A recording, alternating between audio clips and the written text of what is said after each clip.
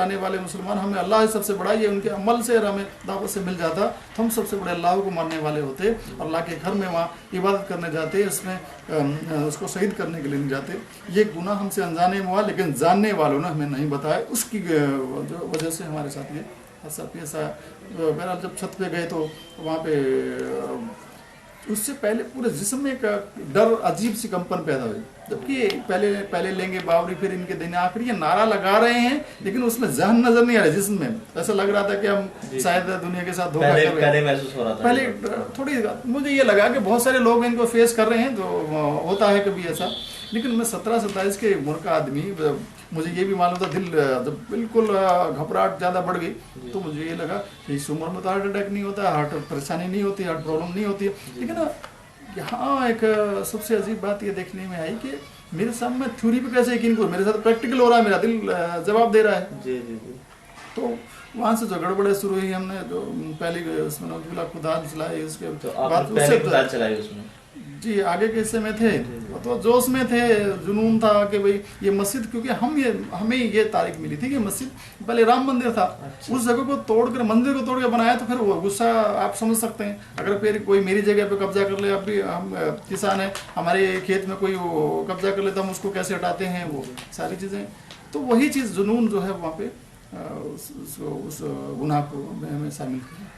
तो क्या आपके दिल की कैफियत क्या रही उसके बाद वहाँ से? उसमें एक तो ये था कि पहले कि वो जो पहले घबराहट थी ना, वो घबराहट बेचैनी, अब वो उसका विचित्र रूप मेरे सामने आया, अजीब एक कैफियत सामने है कि दिल जो है वो उसकी पंपिंग कम हो गई, वो जो है घबराहट शुरू होकर के हलक सूखने लगा, और आंखों के सामने, क्योंकि जब ब्लड प्रेशर कम होता तो बहुत बुरे हालात आते हैं। तो मुझे ये जो पहला खुदाल चलाया उसके बाद और बड़ी एकदम से वो बेचैनी बड़ी, जैसे किसी ने मैंने बिजली को छू दिया तो काम करता है तो उससे रिएक्शन आता है, वो एकदम से रिएक्शन उसके सामने दिख रहा था। अब उस रिएक्शन में ये दूसरी खुदाल लगाने के लिए जल्दी में लगा लिया, मैं कहा था 3 तो जरूर मारेगा, दिमाग में था ना फटाफट करेंगे, लेकिन मजबूत चुना पत्थर की मस्जिद, उस पर कोई असर तो पड़ नहीं रहा था मुझसे, लेकिन वो तो मेरा जुनून था जो काम करा रहा था। दूसरी बार तो थोड़ा, पहली बार तो थोड़ा खुदाल लगी, जिसको बहन कह सकते खुदाल लगी है, दूसरी बार उससे बहुत कम ताकत से लगी, तीसरी बार तो उठाने के लिए हाथ नहीं थे। अब वो इतना रिएक्शन बढ़ गया था जिसमें कि अब मेरे हाथ ऊपर जमाए, अब नीचे नहीं आ रहे हैं, यहाँ मुझे, अब मैं लाजवाब हो गया हूँ, हर तरफ मुझे मौत नजर आए, जिसको मैं मौत का सौदागर बन के गया था, पहले लेंगे बाबरी फिर इनके दिन आखिरी, उसका मतलब दुनिया समझ सकती है कि ये जो नारा लगा किस वजह से लगाया गया था। अब मेरी जान पे बनी हुई है, मुझे मौत 4 तरह से नजर आती है। एक मौत मेरे सर पे खड़ी खुदाल की शक्ल में, 20 किलो खुदाल मेरी खोपड़ी को फाड़ कर देगा। दूसरी, मेरा हार्ट जो है मेरा साथ नहीं दे रहा है, काम नहीं कर रहा, बंद हो गया तो मेरी मौत हो। तीसरा, मैं इतनी हाइट पे हूँ, ऊपर से गिरा, बैलेंस बिगड़ गया तो मौत होगी। चौथा, अगर यहाँ से बच गया तो कितने सारे मुसलमान जो दाढ़ी टोपी नहीं रखते हैं, कुर्ता पजामा नहीं पहनते हैं, वो स्टडी की शक्ल में हमें देखने के लिए आ गए होंगे कि ये है वो जो शख्स, ये हमें रास्ते में मार देंगे और हम मर जाएंगे। ये हर तरफ से मौत नज़र आ रही थी। अब जिसको हर तरफ मौत नज़र आ रही हो, उसके बाद उसकी कैफियत क्या होती है आप समझ सकते हैं। उसी हाल में वापस अपने घर आए तो उस दौर में यही लग रहा, ट्रेन में थे तो यही लग रहा था अब गाड़ी रुकेगी, अब मुसलमान आएंगे, अब मारेंगे, तो बहुत बड़ी बेचैनी हुई। वापस आने पर घर में, हालांकि हमारे साथियों ने बहुत बड़ा स्वागत किया, उसके हज़ारों लोग जमा हो गए थे, तो उन्होंने बड़ा स्वागत किया कि भाई इन्होंने धर्म का काम करके आए हैं, वो बड़ा मकसद था। बहरहाल जब वापस जो घर गए हैं वो काफ़ी उल्लेखनीय चीज़ है कि मेरे वालिद साहब ने कहा कि तुम देश का नाश, आ गया तो देश का नाश करके। मैं हरियाणा का हूँ, हरियाणा में से ही बात करते हैं। मैंने कहा मैं तो देश का बड़ा काम करके आया हूँ, जब क्योंकि मुझे जो आगाज था, जो डर था, खौफ था, उस प्रोग्राम से थोड़ा भाल हुआ कि हज़ारों लोग जो स्वागत कर रहे हैं कि देखो धार्मिक आदमी हैं, देश का काम करके आए हैं। भगवान श्री राम जो एक बार अयोध्या को जो वापस आए थे, लंका को जी, तो वो सारी चीज़ें दोहराई गई कि भाई ये भी धर्म का काम करके आए हैं तो इनका स्वागत किया जाए, वो सारी चीज़ें। तो हौसला मिला थोड़ा सा, वो डर थोड़ा खौफ कम हुआ। लेकिन घर जाने के बाद वालिद साहब बिल्कुल एकदम अजीब एक चीज़ में कि वो, मैं चाह रहा था कि मेरा स्वागत होगा जैसे उन्होंने किया, और वो एकदम उसके उल्टा हो रहा था कि आ गया तो देश का नाश करके। तो मुझे लगा कि मेरे वाले साहब जो सीधे साधे थे, टीचर हैं, तो मैंने उनसे जिक्र किया कि आपको कोई भड़का देता है मेरे खिलाफ, मैं तो अब बड़ा आदमी बनने वाला हूँ, बड़ा नेता बनने वाला हूँ। तो उन्होंने कहा कहाँ का नेता बनेगा। उन्होंने कहा BBC पे न्यूज़ है, खबर आई है कि बहुत सारे मुस्लिम मुल्क जो है मिलके मशवरा कर रहे हैं कि भाई उन्होंने हमारी इबादतगाह को जो है शहीद करवाया है, इसके खिलाफ कुछ हालात बन सकते हैं, कुछ देशों गृह युद्ध भी हो सकता है, वर्ल्ड वार भी हो सकती है, ऐसे ऐसे अंदेशन बताया उस वक्त बहुत सारे फैले थे। तो उन्होंने कहा कि सारी दुनिया जब तबाह हो जाए, कौन सी तबाही के तुम नेता बनोगे। तो कहा कि गद्दार हो तुम देश के, यहाँ से निकल जाओ। मैंने उनसे कहा कि वालिद साहब को कहा, हमारे यहाँ एक लोकल मुहावरा है, जब कोई देश की दुनिया की बात करो उसको गांधीवादी कहते हैं। तो मैंने कहा आप गांधी जी की तो चले गए, आप गांधी जी की तरह मुझे क्यों कुर्बान कर रहे हैं, मैं इतना अच्छा आदमी बन रहा हूँ। और वो कहें मुझे तेरी अच्छाई या तेरी जरूरत नहीं, तो यहाँ से निकल जा। अब मैं खड़ा रहा, समझ नहीं आ रहा था क्या करूँ। तो बोले तू जाता है या मैं निकल के जाऊँ। अब तो समझ गया मैं गेंदा, मुझे मालूम था अपने बात के पक्के होते हैं मेरे वाले। मैंने कहा आपको अपना घर मुबारक हो, एक राम भगत को जब आप घर में जगह नहीं दे सकते तो मैं यहाँ से जा रहा हूँ। अब वो वापस आया अपने कार्यालय, और तो कहाँ जाता, रात को कार्यालय में आया तो मसला हो रहा था कि उन्होंने कहा कि आप तो आ गए, हमने सोचा थके हुए थे इसलिए आपको नहीं परेशान करना चाहते थे। लेकिन अब ये मसला ये है कि निर्देश मिला है कि जो बाबरी मस्जिद की ईंटें हम लेके गए थे वहाँ से हटाने के लिए पहले सबूत के तौर पर, बाद में उनको फिर प्रसाद और वो विजेता चिन्ह और सब विजय चिन्ह के तौर पर पेश किया जा रहा था कि इन पर मूत्रदान कराना है। अब मूत्रदान कराने का मतलब आप सुन सकते हैं कि जैसे वोटिंग होती है लाइन लगाकर, इन ईंटों ने 700 साल तक हमारे मंदिर की जगह पर कब्जा किया इन लोगों ने। इस नियत से जो ये बात रखी गई, वो सारे जो उस मसले के बाद बहुत सारे हालात आए, 2-3 दिन तक चला भी वो सारा मामला, हम शामिल रहे। उसके बाद तो हालात जो डर और वो खौफ है ना वो बढ़ा। हालांकि इतने लोगों के बीच में रह रहा था, मुझे हालांकि वो चीज़ भूल जानी चाहिए थी अगर वक्ती तौर पे मेरे अंदर वो चीज़ आई थी, लेकिन वो बात तो बढ़ रही थी लगातार। तबीयत पे और बेचैनी, डर और खौफ, मुसलमान आएंगे मारेंगे, वो दिमाग पे वही गलबा छाता रहा। वो गलबा इतना बैठा कि जब भी कोई शोर होता तो मुझे लगता मुसलमान आ रहे हैं, अटैक कर रहे हैं। अच्छा, ये मतलब दिल के अंदर कैफियत होती है। जबकि ये था कि 92 के माहौल में जो मुसलमान हमारे हरियाणा के इलाकों में रहते थे वो छोड़ के चले गए थे, है ही नहीं, वहाँ पे थे ही नहीं। इसके बावजूद दिमाग में ये समानी रही थी। सब लोग बता रहे हैं कि नहीं, हम उनके दुकानें, वो लोग जहाँ कहीं भी थे नहीं, अब थोड़े बहुत कोई इक्का दुक्का थे वो भी नहीं। इसके बावजूद लग रहा कि बड़ी तादाद में हारे, दिमाग के बहनों गुआन वही चीज़ छाती रही। और ये सबब बना कि मैं आखिर में इस हाल में आ गया कि बच्चे खेलते शोर करते तो लगता था कि मुसलमान आ रहे हैं, हमला कर रहे हैं हम पे। हर ख्वाबों में, ख्यालों में मेरे पीछे दौड़ रहे हैं लोग कि मुझे मारेंगे। यही है वो बलबीर सिंह जिसने मस्जिद पे चढ़ के हमला किया था, खुदा मारी थी, इसको मारो, इसको मारो, इसको मारो। यही हाल से दिसंबर के महीने में हमारे यहाँ क्या ठंड होती है हरियाणा में, आप समझ सकते हैं, उसमें पसीना पसीना होकर उड़ जाता था। उस हालत, उस बेचैनी कैफियत से मैं पागलपन की दौड़ की तरफ बढ़ रहा था कि ज़रा भी आहट, मुझे मुसलमानों की आहट महसूस होती थी। ज़रा सा दिल धड़कता गया, धड़कन, सांस आएगी नहीं जाएगी, अब तलवार आएगी, मारेंगे, गोली मारेंगे, वही चीज़, वो डर और खौफ मुझे पागलपन की तरफ लेके चला गया। और उसका नतीजा ये निकला कि मेरे जो और साथी हैं, मेरे जो रिश्तेदार, आस पड़ोस के लोग मुझे पागल करार दे दिया। जरा चलाते रहते हैं, दरवाजे खिड़की बंद कर लो, मुसलमान आ जाएंगे, मारेंगे, तुम्हारे घर में हथियार नहीं है, तुम अपना बचाव कर लो। ये सारी चीज़ें पागलपन की तरफ मुझे कह रही थी और मैं उन्हें पागल समझ रहा था। ये मेरे कहने के बाद समझ नहीं रहे हैं, मैं अपने आप को समझदार समझ रहा हूँ, सामने वालों को पागल, वो मुझे पागल समझ रहे हैं, मैं उनको पागल समझ रहा हूँ। ये दौर मेरा। अच्छा, वो आप बता रहे थे कि ईंटों के ऊपर हमने मूत्रदान वगैरह का प्रोग्राम बनाया था। नहीं, प्रोग्राम बना जी 3 दिन तक वो अच्छा चलता रहा जी। और इसके बाद आपका मुसलमानों के साथ क्या वो रहा? मुसलमान मतलब आपके साथ किस अंदाज में पेश आए? आपको जैसे गुमान था कि मुसलमान मारेंगे, तलवार लेके आ रहे हैं, काटेंगे, मुसलमानों से उसके बाद मुलाकात हुई तो कैसा मुसलमान बने? नहीं, वो मुलाकात सीधी मेरी मुसलमानों से नहीं। असल में क्या, मेरा एक साथी जो गंदरपाल सिंह जो है, वो मेरे साथ बाबरी मस्जिद शहादत में शिरकत में मैं उसकी तस्कील समझ के गए उनको करके। वहाँ पे कुछ साथी हमारे, बहुत सारे साथी गए थे अपने इलाके से, उनमें शामिल था। तो वो तो क्या किया कि बाबरी मस्जिद की ईंटों के उनको लेके अपने पेशाब घर में रख लिया और उसमें बराबर पेशाब करता था। इनके वालिद रघुवीर सिंह बहुत परेशान होते थे, इनके ताए तो बहुत बिगड़े भी थे उन पर। कि भाई तू गलत कर रहा है, ये धार्मिक चीज़ों के खिलाफ है, देश के खिलाफ है। वो क्योंकि वो इन चीज़ों, क्योंकि हमारे जो देश का जो देहात के लोग हैं, अक्सरियत जो है हमारे देश में अच्छी दिल वालों की है, साफ दिल वालों की है। वो किसी से नफरत नहीं करते, दवेश नहीं रखते, सीधे साधे लोग हैं बेचारे। बस उनको तो वक्ती तौर पर भड़का लेता है तो वो समझ नहीं पाते सामने वालों के हालात।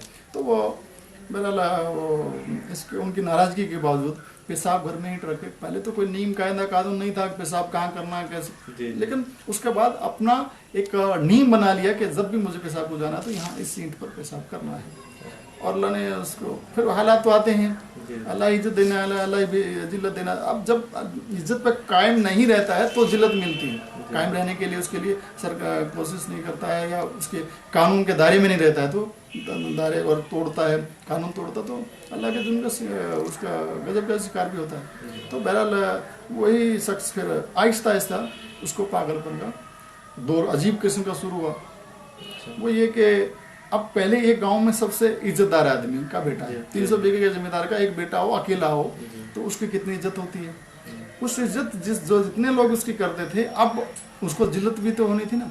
अब वो जिल्लत मिली किस जरिए से, वो गांव के जिस भी औरत को देखता उसको जिना की नीयत से उस पर माइल होकर उस पर झपटता। अब वो औरत चिल्लाती अपने बचाव में, और लोग जमा होते, वो मारते। अब हमारे यहाँ तो माहौल आपको मालूम है, अगर कोई ऐसी छिड़कानी करे तो उसके साथ कैसा सलूक करते हैं, सब जूते चप्पल से जो आदमी होता है वो मारते हैं। अब वो सब गांव के लोग, कोई शायद ऐसा नहीं बचा था जिसने उसको जूते चप्पल से ना मारा हो। ऐसी हरकतें रोजाना होती रहती। आखिर उसके तो हालात और बिगड़े जिसको मैं बयान नहीं कर सकता। उसका इलाज कराने के लिए कितने सारे डॉक्टर दवा देते थे, नशे की दवा देते, जब तक नशे का असर रहता बेहोश रहता, उसके बाद वही हरकतें। आखिरकार उन्होंने कहा कि इसके ऊपर कोई ऊपरी जादू हो गया है, इसका इलाज कराओ। तो आज इस पंडित के पास, आज इस सियाने के पास, आज ओझा के पास, सब जगह चले गए, लेकिन कोई इलाज नहीं हो रहा था। कोई एडवांस लेता, 10 दिन का टाइम देता, 7 दिन में देगा, 3 दिन में, ऐसे होता रहा। बहुत घूमने के बाद आखिर 20 दिन की, 10-15 दिन की मशक्क़त के बाद उनको सोनीपत का पता दिया किसी ने। कहा कि भाई वो लोगों ने पहले कहा, रोज़ आते थे पूछने क्या हुआ, कुछ फ़ायदा हुआ। हमारे माहौल में, देहात में ये चलता है कि भाई कोई बीमार हो जाए सब पता लेने आते हैं क्या हुआ।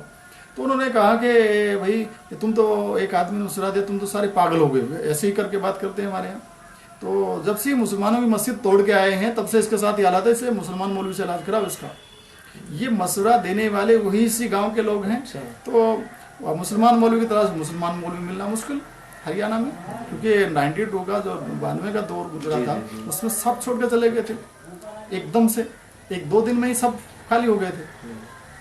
अब उनको ढूंढने के लिए जब बात हुई तो कहा यहाँ मुसलमान मौलवी मिलना मुश्किल है। लेकिन पता लगा कि बहुत बड़े मौलवी हैं, सोनीपत में आते हैं, हर महीने की 1 तारीख को आते। वहाँ पे गए वो कि उनसे मिलने का पता, लेकिन तो उनका पता लगा कि वो तो हर महीने की 1 तारीख को आता, अगले महीने ही आएंगे, 1 जनवरी को आके चले गए थे। गालिबन ये 5 या 6 तारीख को वहाँ पे ये लोग पहुँचे।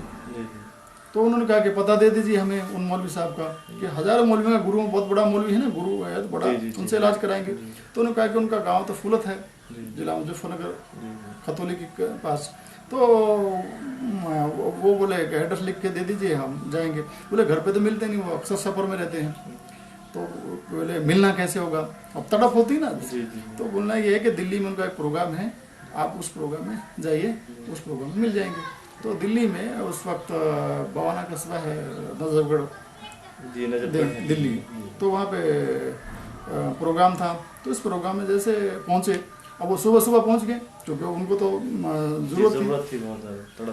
तो जैसे हज़रत मौलाना कलीम सिद्दीकी साहब जो हैं, जिनके बारे में वो सुन के गए, जिनके पास इलाज कराना चाहते थे, 1000 मौलवियों को, जिनको गुरु कह रहे थे, जैसे गाड़ी से पहुंचे तो एम्बेसडर गाड़ी होती थी हजरत के पास उन दिनों। तो गाड़ी का दरवाज़ा खुला था, पैरी बाहर निकले थे खिड़की के बाहर से। अब उनके वालिद रघुवीर सिंह, मेरे साथी योगेंद्र पाल सिंह के वालिद रघुवीर सिंह जो है, अपने बेटे को गाड़ी में, वो तो नंगा रहता था, कपड़े फाड़ता था, बहुत सारे हालात का शिकार, जंजीरों से बांध के गाड़ी में बंद पड़ा है। अब ये जो है नीचे उनके रिश्तेदारों के साथ गए थे। अब जैसे देखा, पता लगा हजरत आ गए। अब बेचारा सबसे आगे, हालांकि बुजुर्ग है, घर में तकलीफ है, बेटा जब उसका एक अकेला बीमार हो तो क्या हालत रहती है, लेकिन अपने दर्द में इतना ज़्यादा परेशान थे कि सबको आगे चीरते हुए हजरत के पैर पकड़ के खिड़की के आगे बैठ गए। और कहने लगे मौलवी साहब हमें माफ़ कर दो, हमारे बेटे को ठीक कर दो, बस यही रट थी उसकी। हजरत ने पूछा भाई क्या मामला है ये, क्योंकि पैर सुन्नत इस्लाम में बिल्कुल जायज़ नहीं है।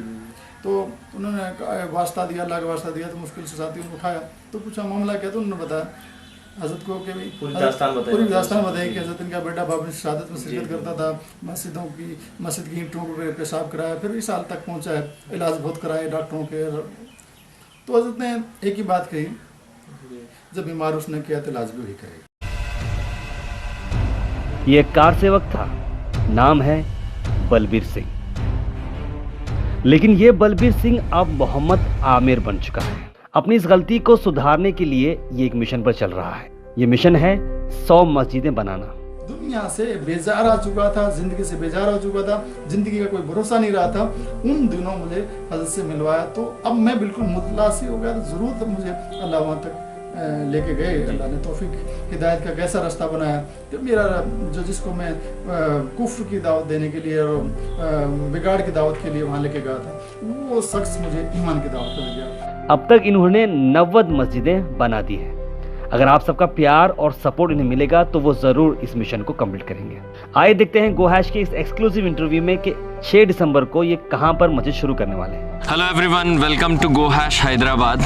आज हम हैं बाबा नगर हफीज़ नगर के पास, तो जहाँ पे हम एक ऐसी स्टोरी आपके लिए लाए हैं जो शायद ही मेरे ख्याल से इन शख्स की हिस्ट्री सबको मालूम है।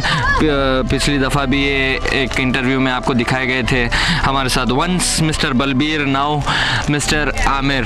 हेलो सर, वेलकम टू गोहैश हैदराबाद।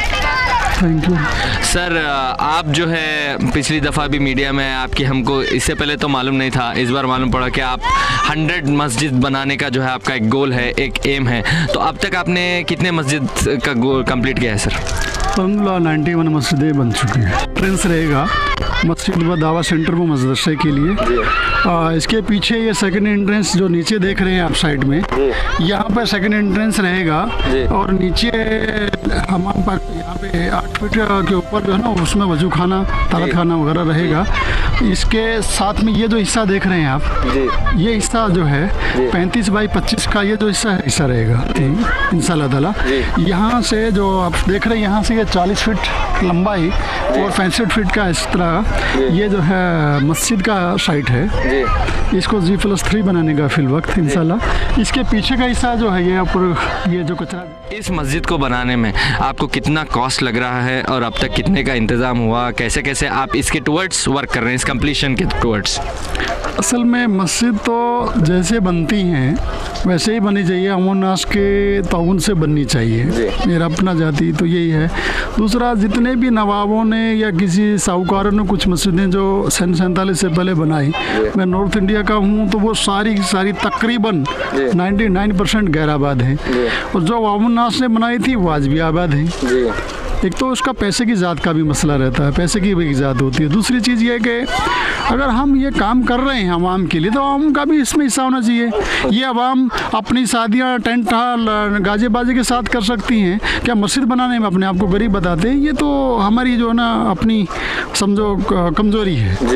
दूसरी चीज़ ये कि अब कोई गरीब कहने वाला, तो मुझे तो नज़र गरीब की डेफिनेशन होती क्या है, अगर सही तौर पर देखा जाए, पेबंद लगे कपड़े किसी के भी नहीं है, और कोई सबके साथ अल्लाह ने अच्छा माहौल रखा है, अच्छा खाना है पीना है। इल्ला माशाल्लाह कुछ लोग ऐसे हैं जिनको बहुत ज़्यादा नीडी हैं, प्रॉब्लम में हैं, कुछ हालात के शिकार, उनकी बात छोड़ दी जाए तो 90% तो लोग फिर भी खुशहाल ज़िंदगी जी रहे हैं। जिसको मैंने कहा, मैंने बचपन में मैं हफ्ते में 10 दिन में बिरयानी खा लेते हैं भाई, अच्छा खाना खा लेते हैं, तो लेकिन अल्लाह के लिए निकालने में तकलीफ़ होती है। मैं उन लोगों से कहना चाहता हूँ, चाहे अल्लाह के नाम पर किसी भी तरीके से निकालें, मैं नहीं कहता इसी मस्जिद के लिए, किसी और जैसा भी आपको है, आपके जो है ना मरहूमीन के इसाले सवाब के लिए आपको निकालना है, कौन सा रास्ता आपके पास है? आपको जो है दूसरे जो अब सदका जारिया करना है तो कैसे करेंगे आप? दूसरा चीज़, इन मदारिस के, इन मसाजिद में ताउन करेंगे तो आपको बहुत फ़ायदा मिलने वाला है। इंशाअल्लाह ताला इस कामों पर लगें और सारे अवाम को लगाएं। में जितने लोग खास तौर पे रिटायर्ड पर्सन्स हैं, उन्होंने अपनी ज़िंदगी अच्छे तरीके से गुजारी है, जिनका अच्छा इज्जत रुतबा है, मैं उनसे गुजारिश करूँगा वो इन मसाजिद के लिए आ गए हैं। आप अपने इलाकों में जो भी रिक्वायरमेंट आपकी मस्जिद की, मदरसे की है या जिन्हें किसी भी इदारों की ज़रूरत है, आप उनके लिए आ गए हैं और आप कलेक्शन कीजिए और अपने इलाकों में ये चीज़ें कायम कीजिए। ख़ास तौर पर ये कहूँगा कि आप इन मुल्ला मौलवियों के ताल्लुक से आप बहुत सारी बदगुमानियाँ करते हैं, वो मत कीजिए। 2% 4% लोग गलत हो गए, वो तो हमेशा से कुछ न कुछ कमो बेशी है। तो इस दौर में तो ये तो दौर अजीब है। बहरहाल आप तस्दीक करके दें, आपकी जिम्मेदारी है, बाद में लगाएं, आप मटेरियल दीजिए, काम कीजिए, ये सब हम आपका हमारा सबका काम है। रहा इस मस्जिद का ताल्लुक, तो हमने अब तक इस पर अल्हम्दुलिल्लाह 7 लाख रुपए खर्च किया है। ये दोनों तरफ का पत्थर तुड़वाना, कुछ और दिगर कुछ अखराजात हैं, आप ये देख रहे हैं। मशीनें करीब 3 महीने, 2 सितंबर से काम शुरू है, 3 महीने करीब हो गए आज इसको काम चालू है। ये 2 दिन से काम बंद है बराबर के साइड कम होने से। वो पत्थर ने काम रुकवाया जो आपने नीचे देखा है, वो पत्थर टूटेगा, हटेगा, फिर यहाँ से निकलने का रास्ता बनेगा। मशीन आने का रास्ता नहीं होने की बिना पे ये काम रुका है। अब इंशाअल्लाह ताला 6 दिसंबर को अल्लाह ने चाहा तो यहाँ मस्जिद की बुनियाद रखी जाएगी। आप सभी हजरात से गुजारिश है, हाफिज बाबा नगर का जो बालापुर रोड पे नफीस फंक्शन हॉल के सामने आप आएंगे तो इंशाल्लाह इस पहाड़ की साइड पे आके दुआ भी फरमाएं। असर के वक्त इंशाल्लाह यहाँ पे बुनियाद रखी जाएगी 6 दिसंबर को। और इस मस्जिद का जो है टोटल एस्टिमेट कितना आ रहा है? अभी देखिए, मस्जिद तो चाहे जितनी कोशिश की बना लीजिए, अभी हमारे पास जो फर्स्ट फ्लोर का आया है 35 लाख चिल्लर का खर्च है और G+3 का बनाने का इरादा है। अभी तो ग्राउंड फ्लोर का आ रहा है अभी इस टाइम। दावा सेंटर का अभी हम 3 सेट पे बना रहे हैं, उसका करीब 4 लाख का खर्च है। इसके पीछे जो मदरसा आ रहा है वो 36 लाख रुपए उसका खर्च आ रहा है।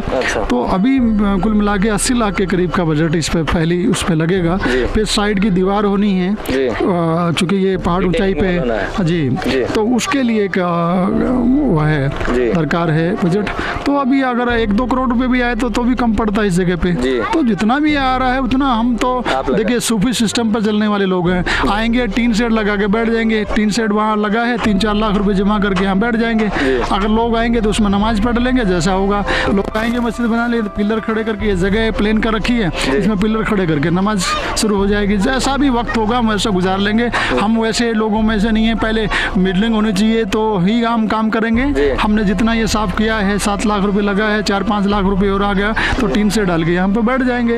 अगर अल्लाह देने वाला कोई किसी को भेजेगा, अल्लाह कोई रास्ता बनाएगा तो हम इंशाल्लाह दूसरा भी काम दिगर कर लेंगे। जी बिल्कुल। वैसे तो लोगों ने आपके बारे में सुना बहुत है, देखा बहुत है। जिस तरह से इस देश की हमारी सियासत अभी बाबरी मस्जिद पे चल रही है, इसके हिसाब आप तो उस बोलना मैं चाहूँगा, अगर आपकी इजाज़त हो तो आप उसमें रह चुके हैं, आप पुराने RSS कार्यकर्ता रह चुके हैं, तो आप वो वाक़या बहुत करीबी से देखे हैं। तो क्या इस वक्त जो देश में सियासत बाबरी मस्जिद को लेके चल रही है, जिस तरह से वोटों का मांगना, वो मुद्दा सही है कि मुसलमानों को इससे हट के दूसरे मस्जिदों में जैसे आप काम कर रहे हैं, एक मस्जिद चले गए मैं 100 मस्जिद बनाऊँगा, दूसरी मस्जिद बनाऊँगा, या फिर हमें वही मुद्दे पर चिपकी रहना चाहिए कि बाबरी मस्जिद वहीं बनना चाहिए, नहीं तो हम दंगे हो जाएंगे, फसाद हो जाएंगे, ये हो जाएंगे, वो हो जाएंगे, सदा ये चलता रहेगा ऐसे? देखिए, इसमें इस आपके सवाल के 2 पहलू हैं। एक कानूनी पहलू है, एक समाजी पहलू है। कानून तो कानून तोड़ा ही क्यों? 1947 में जो जिस तरह जो चीज़ थी उसको एज इट इज रखने की बात कानून में कही गई थी, उसको सब लोगों ने तस्लीम किया था, तो उसको वैसे ही तस्लीम नहीं किया। तो ये कानून का सरासर सबसे बड़े जमहूरी मुल्क का इस दुनिया के सबसे बड़ा जो है कंडम किया गया जिन लोगों के जरिए, जिन लोगों ने इसको कंडम करने की कोशिश की, वो इस देश के दुश्मन है। मैं भी उसमें से शामिल हूँ, मेरे से भी गलती हुई, मैं अपनी तस्लीम करता हूँ, वो लोग करें ना करें। दूसरी चीज़, मैंने तौबा करके आज मैं कह रहा हूँ कि मैंने गलती की थी। हाँ, कुछ तो माने भाई, हमें भड़काया गया, समझ ऐसा किया गया, तुम्हारा राज छीना गया, वो ऐसा किया गया, तो उन नामों पे जो लोगों को भड़काया गया, नौजवान नस्ल को, आज हम चाहते हैं दूसरी चीज़, ये समाजी तौर पर ये मामला क्योंकि सुप्रीम कोर्ट के मामले जो विचाराधीन है उस पर हम कोई कमेंट्स नहीं कर सकते, क्योंकि वो सुप्रीम कोर्ट की तौहीन होगी, कानून की तौहीन होगी, इसलिए हमें इस पर कोई बात नहीं करनी। हाँ, सियासी लोग चाहें वो अपनी वोटों के लिए बोल सकते हैं, मुझे तो भाई अवामुन्नास, वो गैर मुस्लिम भाई वो भी मेरे भाई हैं, मेरी बहनें हैं, 3 रिश्ते हमारे गैर मुस्लिम लोगों से हैं, वो हमारे अल्लाह के बंदे हैं, हमारे नबी के उम्मती हैं, आदम अलैहिस्सलाम की औलादों में से हैं। 3 रिश्ते होने के बावजूद हम उनसे कैसे गैर कहें? अब वो लोग भी समझें इस बात को कि हम ये इस मुद्दों पे भटकने वाले नहीं हैं, ना वो बनना है ना वो कुछ होना है, ये तो सिर्फ सियासी मुद्दे हैं, उस पर हमें जाना नहीं। हमें तो ये चाहिए कि एक लकीर को छोटा साबित करने के लिए बड़ी लकीर खींच दो। तो मैं इस बारे में यकीन रखता हूँ, जो आसपास की जो एरिया है जहाँ मस्जिदों की जरूरत है वहाँ भी पूरी करें, खाली एक जिद में पकड़े। वो एक बात तो सही है कि कानून तोड़ा गया, हम उसका जो है कानून लागू कराएंगे, एक बात। दूसरी चीज़ ये कि उसी बात का मुद्दा बना के बैठ जाए, सारी उम्र उस पर बनाए, वो भी सही नहीं है। बहरहाल दोनों ही पहलू पे काम होना चाहिए कि उसको कानूनी हल भी निकले, दूसरा कानून भी अपना काम करे, और लोग जो इस देश के हैं वो सेकुलर माइंड के हैं, वो सेकुलर माइंड के लोगों को चाहिए एक दूसरे का मान सम्मान करते हुए, किसी के दिल को ना दुखाते हुए हम काम को करें। और हम मुसलमानों को भी ये चाहिए, कोई ऐसे बयान ना दें कि हमारे भाइयों को बुरा लगे, उनको दिल को तकलीफ हो। अब दूसरी चीज़ें ये हैं कि हमें तो ये जो इस्लाम का तारुफ अगर हम पहले सीख जाएं और दूसरों को कराना शुरू कर दें तो ये काम आसान हो जाएगा। लोग कम से कम इस्लाम से आसना होंगे, इस्लाम के को नहीं माने ना माने उनकी मर्जी है, अपना राइट है उनका किसी भी तरीके से जिंदगी गुजार, लेकिन बताना तो हमारा पर फर्ज है ना। कुरान ने हमें इसका हुक्म दिया है, अगर इस हुक्म को नहीं मान के जाएंगे, इस काम को नहीं करके जाएंगे तो हमारी पकड़ होगी, और यहाँ भी पकड़ हो चुकी है। अब जो हम पे हाल गुजरे हैं वो इसी काम की वजह से, ना करने की वजह हम पे हो रहे हैं। बहरहाल मेरी गुजारिश ये रहेगी तमाम उन्नास से कि आप मुस्लिम खास तौर पे भाई बहनों